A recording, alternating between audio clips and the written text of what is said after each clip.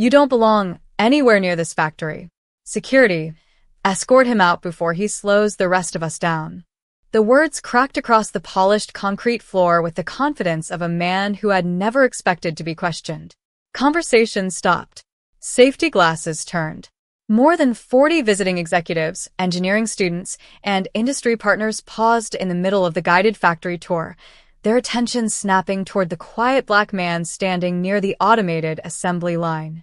Elijah Brooks didn't argue. He didn't raise his voice. He simply looked at Richard Coleman, the operations director, whose expensive navy blazer and company badge seemed to convince everyone that authority and fairness were the same thing. They weren't. The massive production facility outside Columbus, Ohio, stretched across nearly 500,000 square feet, humming with synchronized machines, robotic arms, and conveyor systems that moved with almost perfect rhythm. Every few seconds, another finished industrial component rolled past inspection, each one representing millions of dollars in contracts and years of engineering refinement. Richard smiled for the crowd as though he were protecting company property from an intruder. "Factory tours are for registered guests," he announced loudly. "Not people who wander in pretending they belong." A few visitors exchanged uncertain glances. Others simply assumed Richard knew what he was doing. Elijah wore dark jeans, worn work boots, and a plain charcoal polo with no company logo, no luxury watch, no entourage, nothing that matched the image many expected from someone with influence. That had been intentional. He wanted the factory to react to a person, not a title. Across the aisle, a young process engineer named Emily Foster frowned as she studied Elijah's face. Something about him felt familiar, but she couldn't place it. Before she could think any longer, Richard stepped closer, pointing toward the exit doors with theatrical confidence. "This facility runs on professionalism," he declared. "People can't just walk into restricted areas because they feel like it." Elijah remained perfectly still. His expression revealed neither anger nor embarrassment. Years earlier, he might have tried to explain himself. Years earlier, he might have reached for credentials before anyone asked. Experience had taught him something far more valuable. People determined to judge appearances rarely listened to explanations. They preferred assumptions. Around them, the machines continued their steady rhythm, almost like a heartbeat echoing through steel beams and polished floors. Visitors whispered quietly. One investor folded his arms. Another guest subtly reached for a phone but hesitated, sensing the growing tension without fully understanding it. Emily glanced toward the digital guest registry displayed inside the nearby operations office. She could not read the names from where she stood, but an uneasy feeling settled over her. Richard sounded less like someone enforcing policy, and more like someone enjoying the power to decide who deserved respect. Elijah slowly slipped one hand into his pocket, not searching for identification, not reaching for anything dramatic, simply standing with the calm confidence of someone who had already seen the ending long before everyone else realized they had become part of the story. Richard mistook that silence for surrender. He smiled wider, gesturing again toward the exit. None of the people watching could possibly know that every machine surrounding them depended on a single piece of intellectual property whose owner was standing quietly in front of them, patiently allowing the truth to arrive on its own schedule. Richard waited for Elijah to argue, to defend himself, or to flash some impressive credential that would justify remaining inside the production area. None of that happened. Elijah simply nodded once, turned away from the assembly line, and walked toward the wide observation corridor overlooking the rest of the facility. The visitors interpreted his silence in different ways. Some believed they had just watched a trespasser leave without causing trouble. Others were not so certain. Emily Foster continued watching him until he disappeared behind a row of glass panels overlooking the robotic welding cells. The uneasy feeling in her chest refused to disappear. She had joined the company 3 years earlier after graduating from Purdue University, and one lesson had always been repeated during technical orientation. Every major licensing partner received unrestricted inspection rights with advance notice. Richard resumed the tour with a practiced smile. "Now, if everyone will look to your left, these automated systems produce nearly 12,000 precision units every 24 hours, he said confidently. The machines continued moving in perfect synchronization while visitors scribbled notes and asked questions about efficiency, quality control, and supply chain reliability. Richard answered every question with polished confidence, but he skipped one important detail. He never mentioned the patented manufacturing process responsible for reducing production waste by almost 30%. Emily noticed the omission immediately. She had written reports about that technology only a month earlier. Meanwhile, Elijah stood alone beside a large window overlooking the entire factory floor. Forklifts moved carefully through marked lanes. Engineers monitored digital dashboards. Sparks from enclosed robotic stations flashed rhythmically behind protective glass. Everything appeared orderly, profitable, and remarkably efficient. Elijah folded his hands behind his back and quietly observed the operation. 22 years earlier, he had stood outside another manufacturing plant carrying a folder filled with engineering sketches. A supervisor had barely glanced at his ideas before dismissing him with a smile that carried more judgment than curiosity. "We already have experts," the man had said. "Maybe try somewhere else." Elijah had walked away that afternoon with disappointment, but also determination. Every rejection became another page in the notebook where he refined the process that eventually became one of the most valuable industrial patents in North America. That invention had transformed production for dozens of manufacturers, including the very facility behind the glass. A soft voice interrupted his thoughts. "Excuse me, sir." Elijah turned to see Emily approaching carefully. "I hope you do not mind me asking," she said quietly. "Were you actually scheduled to be here today?" Elijah offered a calm smile. "Yes." "Then why did you leave so easily?" she asked. Elijah looked back toward the production floor before answering. "Because the truth does not become stronger when you argue for it. It simply arrives when everyone is ready to see it." Emily studied his face again. Suddenly she remembered where she had seen him before. A framed magazine article hanging outside the executive conference room featured the inventor whose breakthrough had reshaped advanced manufacturing across the country. The photograph had been taken years earlier, but the eyes were unmistakable. Her heartbeat quickened as she silently repeated the name beneath the picture. Elijah Brooks. Before she could speak another word, her company phone vibrated. A calendar reminder appeared on the screen, confirming an executive compliance visit authorized weeks earlier by the legal department. Attached to the notice was the name of the visiting patent holder, Elijah Brooks. Emily lowered her phone slowly, reading the compliance notice again just to make certain her eyes were not deceiving her. The authorization number matched. The date matched. The visitor's name matched. She looked back toward Elijah, who remained quietly watching the production floor as though he had nowhere else to be. He showed no urgency, no frustration, only the patience of someone who understood that facts never needed to compete with assumptions. Emily took one careful step closer. "Sir," she said softly, "I think there has been a mistake." Elijah met her eyes with the same calm expression. "There's been more than one," he replied. Before Emily could respond, Richard's voice echoed through the observation corridor as he led the tour toward the next production wing. The visitors followed him past rows of automated inspection stations where laser scanners examined every finished component with microscopic precision. Richard noticed Emily standing beside Elijah and immediately frowned. "Emily," he called sharply, "why are you still talking to him?" Every head turned again. The quiet tension that had briefly faded returned. Almost instantly.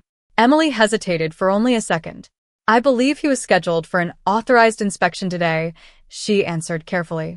Richard laughed just loudly enough for the surrounding guests to hear. "Scheduled by who?" he asked. "People walk in here every month claiming they have some special permission." His smile widened as though he had already won the conversation. "This facility has rules, and everyone follows them." Elijah remained silent. Richard interpreted that silence exactly as he had before. "See," he continued, "he cannot even answer a simple question." One of the visiting executives shifted uncomfortably. Another whispered that the situation seemed unnecessary. Richard ignored both reactions. "Security should have escorted him all the way outside," he said. "Instead, he is still wandering around restricted areas." Emily looked back at the compliance notice on her phone. Attached beneath Elijah's name was another document she had overlooked during the excitement. It referenced a confidential licensing review requested directly through the corporate legal department. Her pulse quickened. She knew those reviews were never routine. They happened only when intellectual property rights required formal verification. "Richard," she said more firmly, "legal approved this visit weeks ago." Richard barely glanced at her screen. "Legal approves paperwork," he replied dismissively. "I run this factory." The words hung in the air longer than he intended. Several visitors exchanged uncertain looks. Elijah finally spoke, his voice steady enough that everyone nearby heard every word without effort. "Confidence is valuable," he said. "It becomes expensive when it replaces verification." Richard folded his arms. "Do not lecture me about this business. I have managed this plant for 8 years. Elijah nodded slightly. "I know. Then you also know that production does not stop because someone claims to have authority." Richard smiled again, expecting agreement from the crowd. Instead, he noticed several guests watching Elijah instead of him. Emily's concern deepened. She opened the licensing database from her phone and searched the patent identification. Listed in the compliance file, the record appeared immediately. The inventor's photograph filled the screen beside the registration details. There was no possibility of confusion anymore. She looked from the photograph to the man standing only a few feet away. Every feature matched. Her voice almost disappeared as she whispered, "This cannot be happening." Elijah heard her, but remained focused on the humming production lines stretching across the enormous factory floor. Above the machinery, digital monitors displayed efficiency numbers climbing higher every minute, completely unaware that the future of every operating line depended not only on steel and software, but also on the quiet man everyone had been so eager to dismiss. Emily took a slow breath, trying to keep her voice steady while the licensing record remained open on her phone. The registration number, the legal authorization, the inspection approval, and the inventor's profile all pointed to the same conclusion. There was no misunderstanding left to solve. There was only a decision about whether anyone would acknowledge the truth before the situation became irreversible. She stepped toward Richard again. "You need to see this," she said. "Now." Richard barely glanced in her direction. His attention stayed on the visitors, who were beginning to whisper among themselves instead of listening to the presentation. He forced another confident smile. "Everyone, please ignore the interruption," he announced. Unfortunately, every large facility attracts people who think they can gain access simply by acting like they belong. The sentence landed heavily in the room. Several guests lowered their eyes. Others looked directly at Elijah, whose expression never changed. A manufacturing consultant standing near the back quietly asked another visitor, "Has this company verified anything he said?" No one answered. Emily held her phone higher. "This is the verification," she replied before Richard could interrupt. "Corporate legal authorized today's inspection. The patent holder is standing right here." Richard shook his head with a dismissive laugh.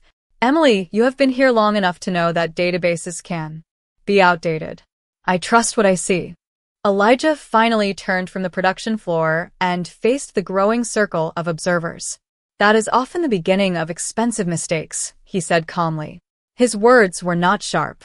They were measured, almost reflective, yet they carried through the observation corridor more effectively than Richard's louder voice. A silence settled over the group. Even the constant rhythm of the machinery seemed to fade behind the weight of the moment. Emily looked around and noticed another familiar face approaching from the administrative offices. Laura Bennett, an in-house corporate attorney, had arrived carrying a tablet after receiving an automated compliance notification. She stopped several feet away, immediately recognizing Elijah from previous licensing meetings. Her expression shifted from routine professionalism to visible concern. "Mr. Brooks," she said respectfully, "as I was expecting to meet you in conference room 3. Several visitors turned toward her at once. Richard frowned. "Laura, this individual entered a restricted production area without authorization." Laura looked at him, then at the compliance file on her tablet. "No," she answered carefully. "He entered under corporate authorization issued 12 days ago. His inspection rights are protected under the licensing agreement." Richard's confidence wavered for the first time, but only for a moment. Even if that were true, he replied, he still disrupted my tour. Elijah answered before Laura could speak. I did not interrupt your tour. I became part of it the moment assumptions replaced procedure. No one laughed. No one challenged him. Emily noticed several visitors quietly nodding. They had witnessed every exchange from the beginning, and the story no longer looked the way it had only minutes earlier. Laura opened another document on her tablet and looked directly at Richard.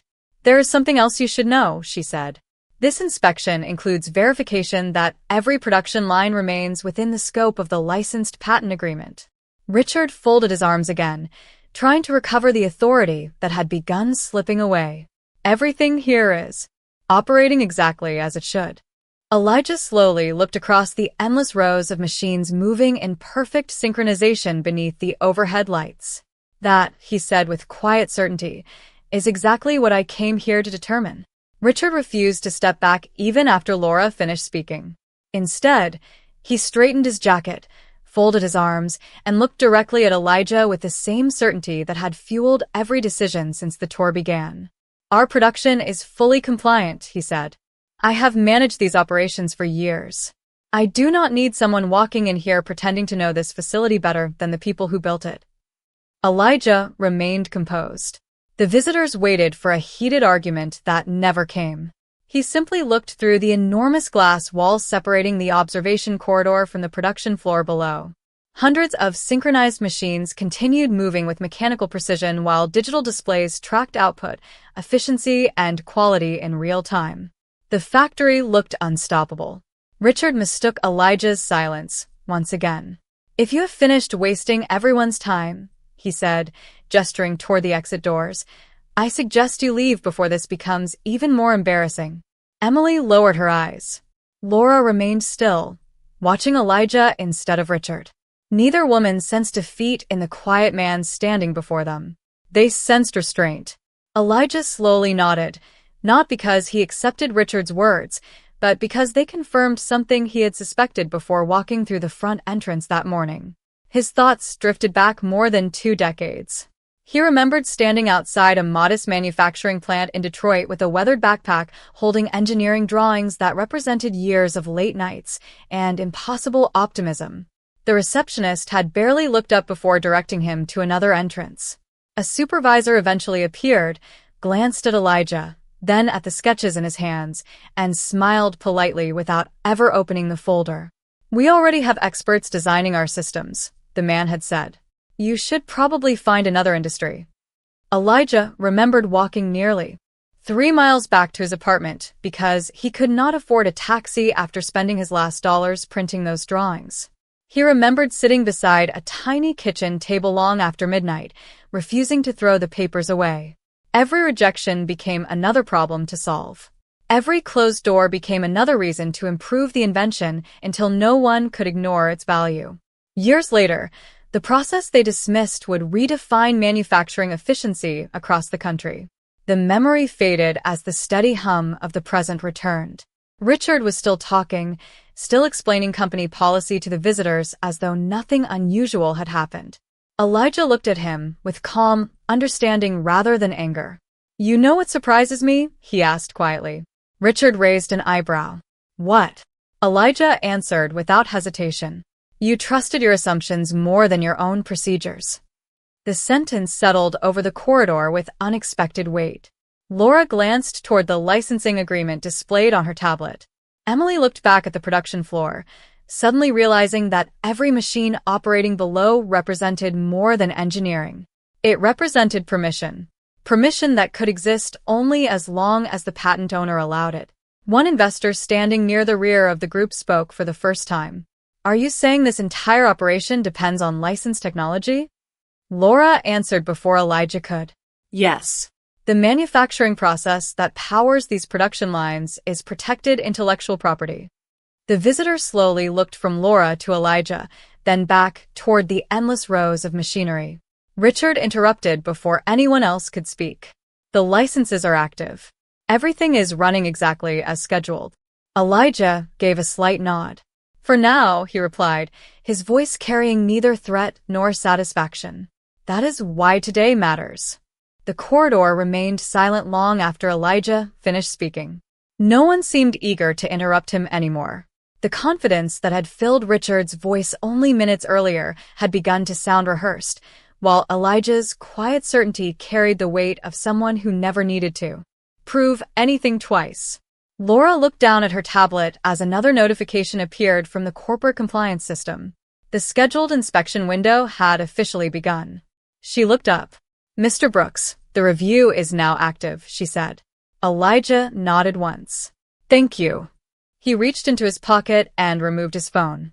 There was no dramatic gesture, no raised voice, no angry expression. He selected a familiar contact and waited only a moment before the call connected. "Good morning, Ava," he said calmly. On the other end, his executive assistant answered immediately. "Good morning, Mr. Brooks. We have been monitoring the inspection schedule. Has the review reached the authorization stage?" Elijah looked across the production floor where thousands of finished components continued moving through the automated system. "Yes," he replied. "Begin Patent Compliance Protocol 1. Ava did not hesitate. "Confirmed. Legal, licensing, and technical compliance teams are being notified now. Audit records will begin compiling immediately. Estimated synchronization time is less than 2 minutes." Richard folded his arms and laughed softly. A phone call is not going to change anything inside this factory. Elijah thanked Ava and ended the call before looking back at him. "The phone call does not change anything," he answered. "It simply informs everyone that today has officially become part of the record." Emily watched Laura's tablet as new alerts appeared one after another. Licensing verification, intellectual property compliance, executive legal review. Every notification carried a corporate authorization code she had never seen activated before. Laura quietly exhaled. "The review has expanded," she said. Richard dismissed the statement with another wave of his hand. "Corporate reviews happen all the time." Laura looked directly at him. "Not like this." Several visitors exchanged uncertain glances.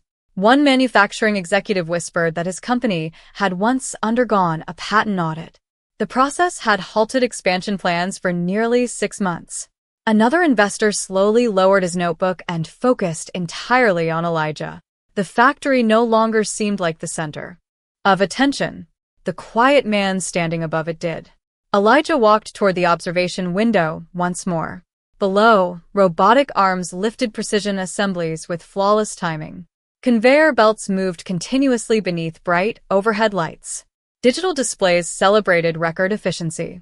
Everything looked exactly as it had 20 minutes earlier. Yet the atmosphere had changed completely. Emily stepped beside Laura and read another notification appearing on the screen. "Patent scope verification initiated," she whispered. "Operational licensing review pending." Richard noticed both women studying the display. "You are making this sound much bigger than it is," he insisted. Elijah answered without turning around. "Respectfully, I did not make it bigger. I simply allowed the proper process to begin." His reflection appeared in the glass overlooking the production floor, calm and unwavering while the machines continued their perfect rhythm. Somewhere inside the corporate network, attorneys were reviewing contracts, engineers were comparing production data against licensing limits, and compliance officers were documenting every minute of the morning. None of those people had witnessed the assumptions made inside the observation corridor. They did not need to. The records would speak for themselves, and before long, every machine humming beneath the glass would be waiting for the same decision from the same patent holder who had been told only moments earlier that he did not belong there. No one spoke as another notification sounded from Laura's tablet. The soft tone seemed insignificant compared to the constant rhythm of the production floor below, yet every person standing in the observation corridor instinctively looked toward the screen. Laura read the message once, then again, as though she wanted to be certain she had not misunderstood it. She slowly lifted her eyes toward Elijah. "Corporate licensing has acknowledged receipt of the compliance review," she said quietly. Richard forced a confident smile, but it no longer carried the certainty it had earlier that morning. "Good," he replied. "They will confirm everything is in order." Elijah nodded politely. That is exactly why independent reviews exist. Richard took one step forward. You have turned a simple misunderstanding into a legal spectacle. Elijah met his gaze without hesitation. No. The misunderstanding happened when you decided who belonged here before checking who had the right to be here. The words settled over the corridor like absolute silence. Every visitor remained still. Emily lowered her phone. Even the investors who had been taking notes now watched only the exchange unfolding in front of them. Richard shook his head.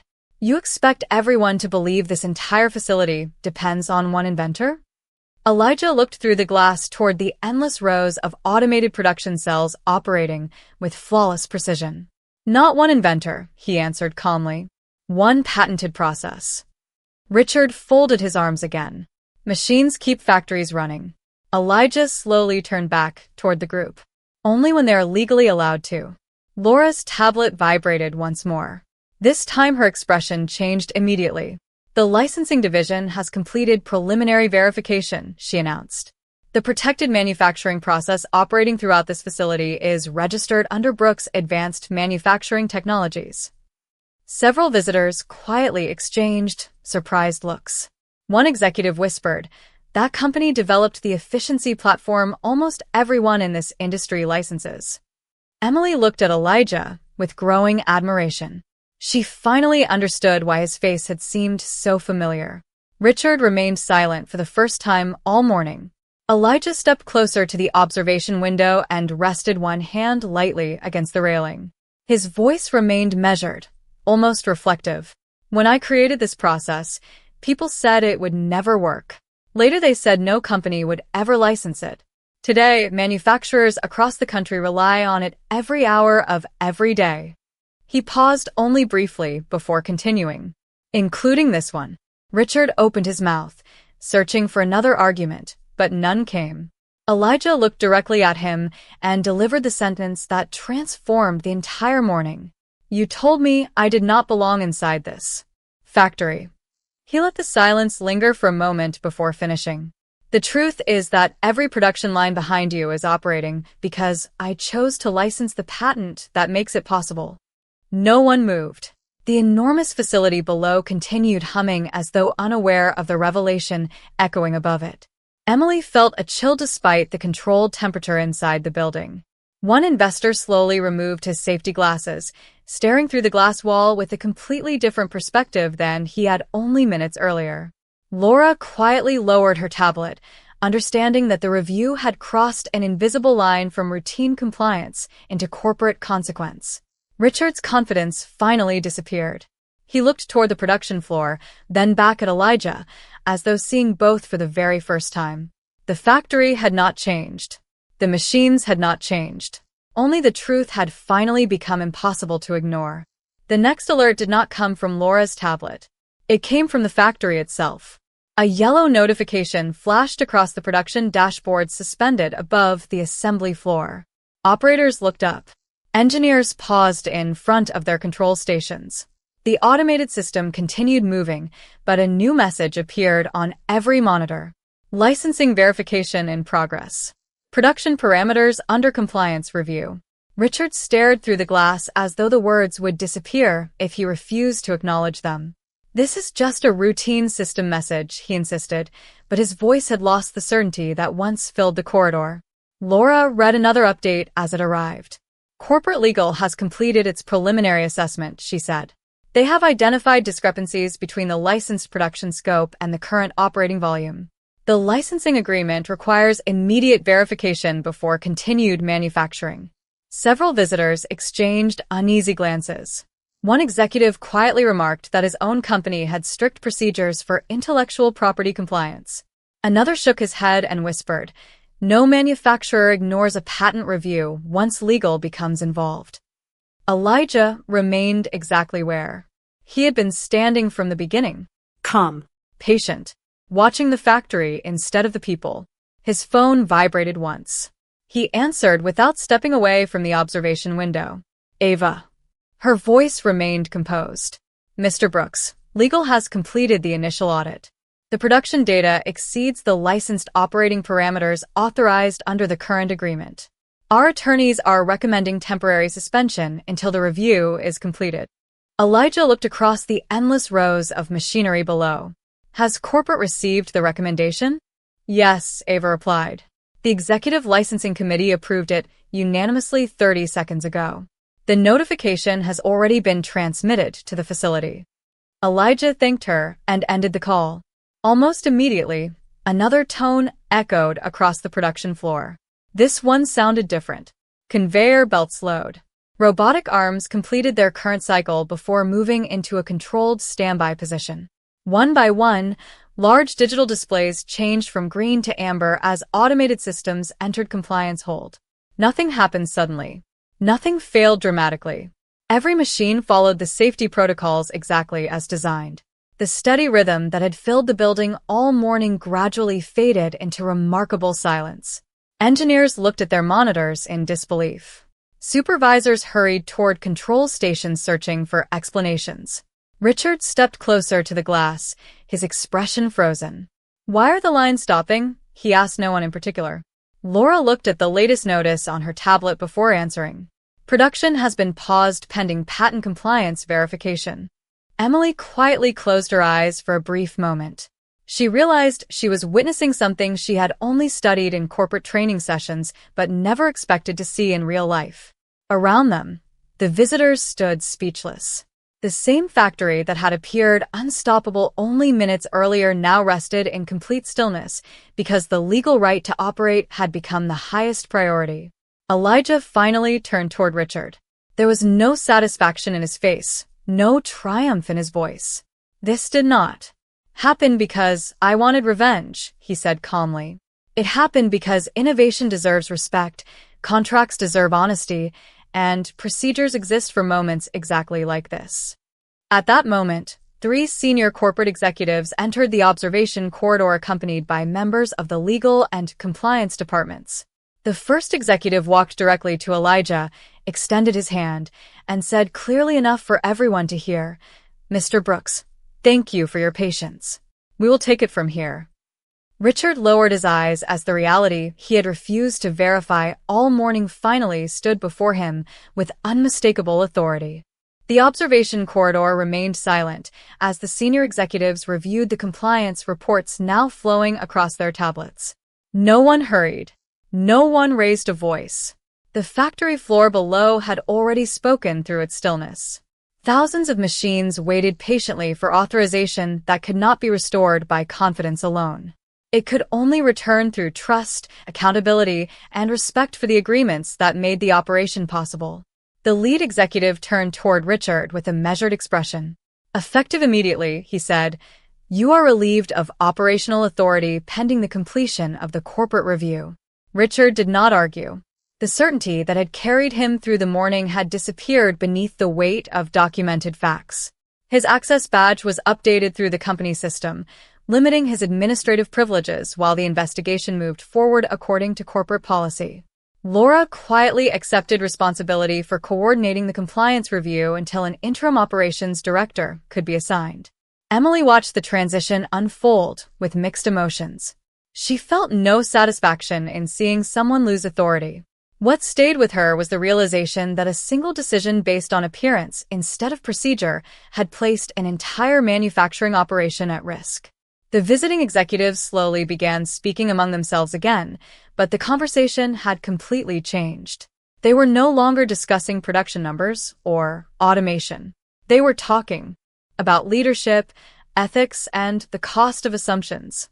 One investor looked at Elijah and said, "Your invention changed manufacturing, but your patience taught a lesson that every executive in this building needed today." Elijah smiled politely. "Technology improves factories," he replied. "Character improves the people trusted to lead them." Laura approached with the updated compliance report. "Mr. Brooks, thank you for allowing the review to proceed through the proper process," she said. "Your licensing team has agreed to work with us on a corrective plan once the audit is complete." Elijah accepted the report with a simple nod. "That has always been the goal," he answered. "Protect the innovation, strengthen the partnership, and make sure this never happens to the next person who walks through these doors." Emily looked across the quiet production floor one last time before turning back toward Elijah. I almost stayed silent, she admitted. I kept thinking someone else would say something first. Elijah's expression remained warm. Real change usually begins with one person deciding that silence is no longer the safest choice. Those words settled deeply with everyone who heard them. As the visitors prepared to leave, they carried more than notes about manufacturing efficiency. They carried a reminder that leadership was measured long before titles, offices, or executive meetings. It appeared in everyday choices, in moments when respect was either offered freely or withheld because of assumptions. Elijah walked toward the exit at the same calm pace with which he had entered that morning. No celebration followed him. No applause was needed. Behind him, the executives continued their work, the legal teams continued their review, and the factory prepared to earn back the privilege of operating under the patent that had transformed its future. Before stepping outside, Elijah paused briefly and looked back through the glass one final time. Machines stop because agreements matter, he said quietly. Companies succeed because people remember that dignity is never something another person gets to approve. I never raised my voice today. I simply raised the standard. With that, he walked into the afternoon sunlight, leaving behind a factory that would eventually resume production, but only after learning that the greatest source of power inside any business is not found in steel, software, or patents. It is found in the courage to treat every person with fairness before discovering who they are.